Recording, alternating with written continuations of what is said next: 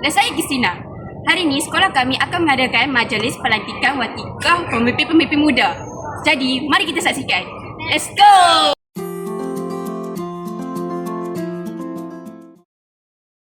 Bersama kami ialah... Syed Irfan daripada kelas 5UM. Okey, apakah jawatan yang anda memegang dalam sekolah ini? Jawatan yang saya pegang dalam sekolah ini adalah ketua pengawas dan selaku ketua murid. Apakah perasaan anda memegang jawatan tersebut? Perasaan saya berasa bangga kerana telah diberi kepercayaan oleh pihak sekolah untuk memimpin para pelajar. Okey, terima kasih.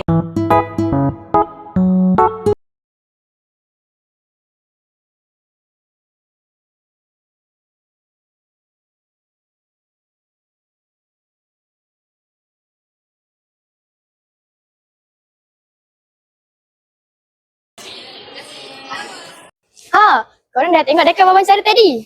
Jadi jangan lupa untuk like, share dan subscribe. Ding ding ding ding ding. Kami ialah... Syed Irfan 5UM. Ya. Allah. You got me jumping like